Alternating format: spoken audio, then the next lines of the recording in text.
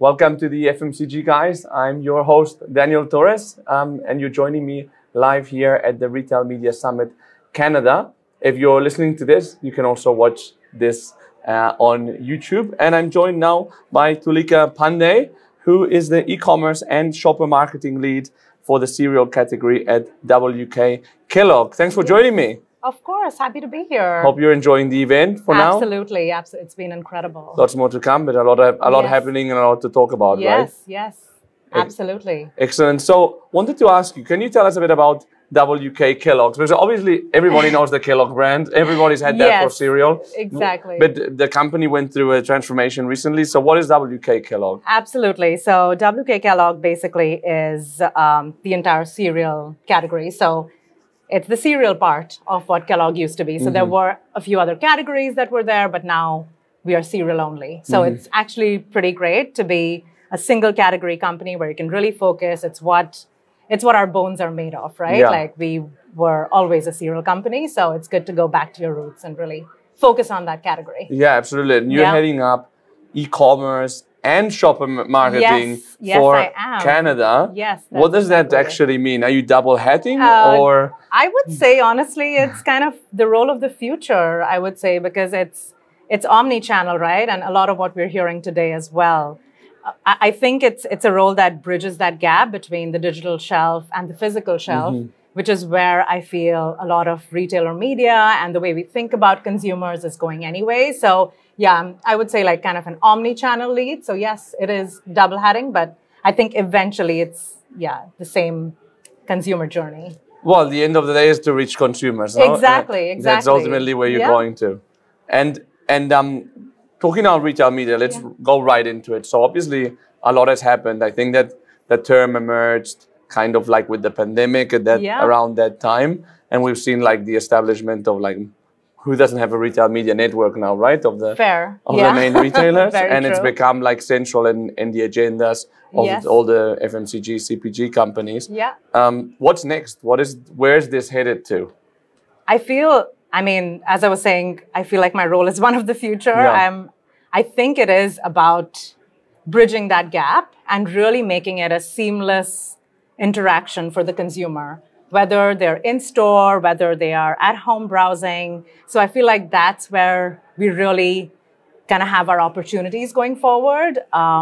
Things are becoming more omni-channel. Consumers are becoming more channel agnostic, I would say. So, the path to purchase now is complicated in a way, but also not because, I mean, it's a very, if you go back to the basics, it's pretty much what we used to do, but now we just have more avenues to do it. Yeah. So I think the more we understand that it is a channel agnostic, omni-channel journey, I think the better we would be. Yeah, no, absolutely. So it means basically that it's not like just putting a banner online and disconnected from the rest. Exactly. But that it goes with the whole strategy of TV in store. Absolutely. And it's just not about banners. It's about how you are serving the consumer at that point and how you can make that connection, no matter where they are on their shopping journey or even the journey of their day. And specifically in store, how important is that in your agenda? I suspect quite a lot since you're doing shopper and e-commerce.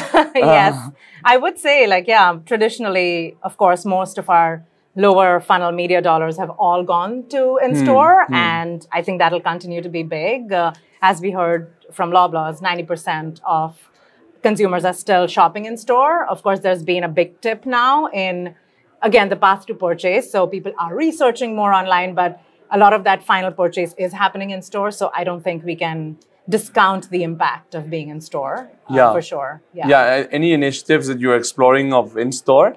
Yeah, we've always been pretty, we are in store quite a bit. So I think as we're going forward, trying to understand more of how we can utilize retailer loyalty points that, bridge the online, but also the in-store experience. Can we have scannable QR codes? How can we really kind of bridge and continue to be omni-channel while we're still being in store. Yeah. Yeah. And I was doing a bit of stalking before we spoke, and I was looking at your LinkedIn profile. I know that you come from marketing. That's exactly. But now you're driving investment into shopper marketing and retail media. Well, it's kind of the same, no? Yeah. So what are the key aspects of driving retail media investment internally?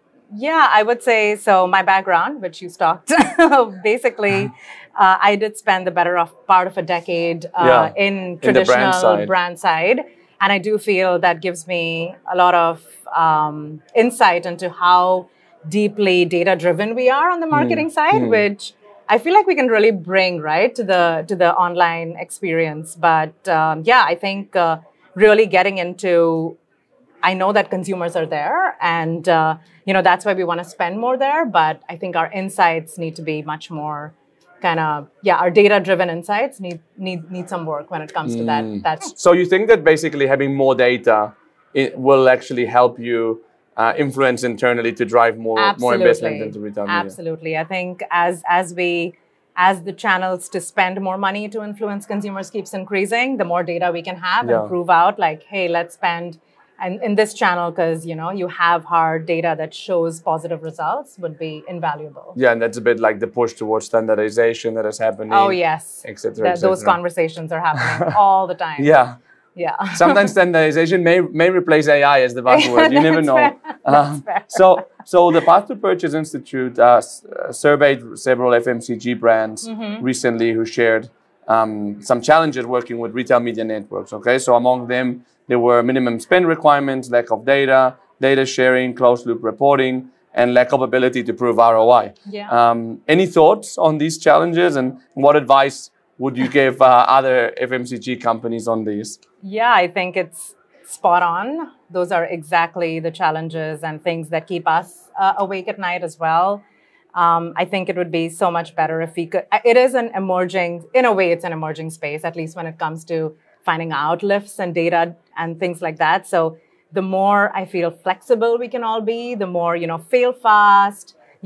There is the benefit of being able to do smaller campaigns and A/B testing in a much more agile way than is possible in traditional media. Like, you can't go out and spend a little bit on TV, right? Like, you got to blow your budget. But when it comes to these different channels, I think there is such an incredible opportunity to really focus and, figure out where and what's working, fail fast, and then figure out and really go and spend big on the things that are making a difference. Yeah, I love the part of A/B testing, which you can do a lot of whereas TV. Yeah, it's and you can't measure it so much up to an extent.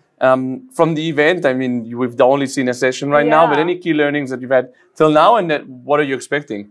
Yeah, I think it's really great to hear that retailers are talking about the same things that we on the manufacturer side are. So, all about how can we get better data that's standardized, that word again. I think it's been an incredible learning journey. I'm very excited to see the growth. I feel like we're in the right space at the right time when you see the projections of what's going to happen in the next 2, 5, 10 years. I think it's going to be absolutely transformative, and it's very exciting to be here when that's happening. I think that in terms of career growth, if you're in retail media, you're in a good space. Yeah, you're going to grow. Good space. Yeah. Well, thanks so much for sitting with me. Thank you so much. This was incredible.